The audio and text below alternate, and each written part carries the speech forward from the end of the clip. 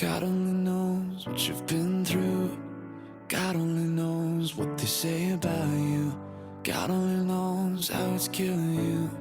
But there's a kind of love that God only knows. God only knows what you've been through. God only knows what they say about you.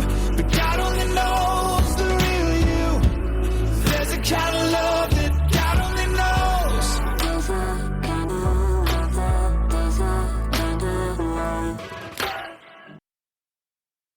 Welcome to the 20th episode of Your Journey is Not Over. My name is Tanya Pearson Randolph. This is my own personal journey, and the expressions and opinions are of my own. I own all the rights to my personal journey, and to Your Journey is Not Over. Neither are to be used, copied, or edited in any way without my consent. It was December 7th, 1983, early in the morning, around 7 a.m. I'd slept on the floor in my bedroom because I had strep throat and a high fever. So when I was sick, I would sleep on my bedroom floor. It seemed cooler and to balance out my high fever. I woke up to my mom screaming, "Oh no, not Mom." I instantly knew. I jumped up and ran into my mom and stepdad's room, and my mom was a mess, and I was frantic. I said, "Where is she?" She said she's at home, and I was like, "Let's go, let's get there." I think in my head, I thought if I could get to her, I could somehow stop her from leaving me. At this time, I had had no experience with death. My grandpa had passed away, but I was a lot younger and didn't concept death. Just one day he was there, and the next day he wasn't. Normal, I think, for young kids to not really have the full concept. I was almost 13 at this time, so I knew what death meant then. Again, had never experienced it. So I threw out my clothes, and so did my mom, and away we went to my grandma's house. We finally get there, and a couple of my aunts are there. We had beat the ambulance there. I ran straight into her house, into the living room, where she always slept, on the Davenport. She wasn't there. So I ran into the bedroom. At that time, I seen her on her bed. Looked like she had tried to get up and had a tight grip on her chest. Everything went in slow motion at that time.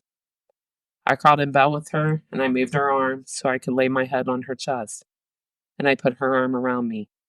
I was crying, and I was telling her, "Please don't leave me."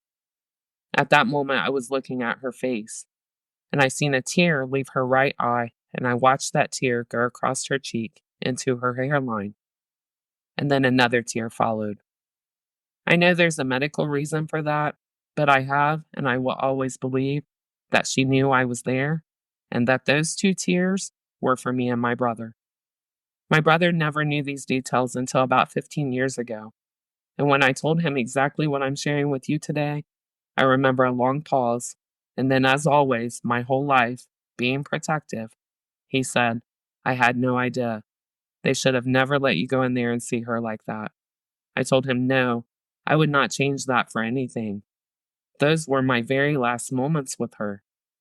I do remember the ambulance and the paramedics coming, and they walked into the bedroom a couple of times and walked out to give me more time. I'm so grateful. That time was precious. Finally, I got up. I'm sure I was there for a while, and after getting up from her bed, I don't remember much. I was in shock. I was devastated. It was just world-changing for me. Literally, I felt like I'd lost my own mom. In every sense of that word, I did. If there was a service in our town, I don't remember it. I was just devastated. I do know that my whole family is buried in Kentucky, so they were taking her to be buried with my grandpa in Kentucky. The cemetery is all of our family on my grandma's side, and many, many generations of my ancestors are at that same cemetery. So, what one would call a family cemetery. I do remember having to go with my second cousin to pick up my brother at the airport on our way to Kentucky. That was hard. My brother had just left to go back after a leave from the Army exactly 1 week prior, and now we were picking him up at the airport for our grandma's funeral. He and I had a lot of people try and put wedges in between us, as if we needed any help. Our traumatic childhoods and our shared trauma was enough, but the one thing that we did equally share was our bond and our love for our grandma. So I remember him walking off of that plane and we locked eyes. It's a sibling thing. We could read each other's minds just by looking at each other. We were both hurt, sad, devastated, and shocked. We both felt like we had just lost our mom. Of course, we both felt that way. She had taken care of both of us through the most important primitive years of our lives. Loved us, nurtured us, cared for us. When we were sick, it was always her to nurse us back to health. She fed us, she taught us, but most importantly, she taught us about God. So essentially, everything a mom is supposed to be or do, right?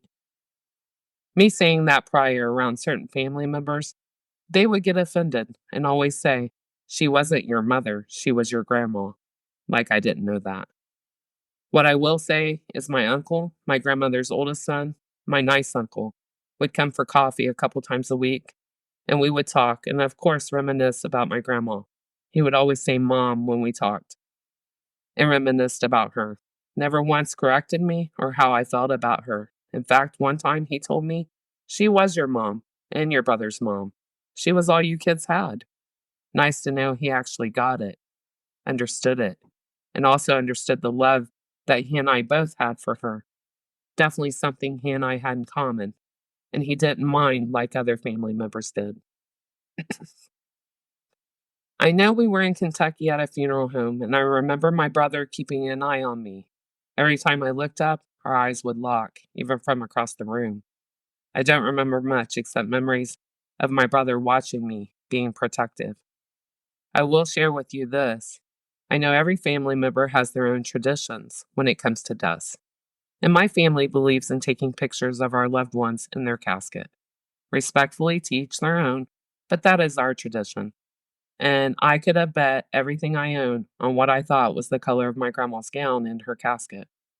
I went 25 years thinking she was buried in a baby blue gown. When I got the pictures after 25 years of asking, begging, pleading for them, truly it should have never taken 25 years and pleading time after time just to get a simple picture of my grandma, but it did. So when I finally, again, I want to stress that word, finally, got the pictures of her, she was in pink, not baby blue. Funny how the mind plays tricks on you when you're in shock and you're devastated and you're grieving. I remember at her grave the song, "Ain't No Grave Gonna Hold This Body Down," the same song she had sung for me the very last night that I'd stayed with her, right after our discussion, our only discussion ever about death. I remember thinking my life will never be the same. The person I loved, trusted, and admired the most in this world was now gone. The two people that were always there to guide me, protect me, love me were now gone. First my brother to the army, and now my grandma to heaven.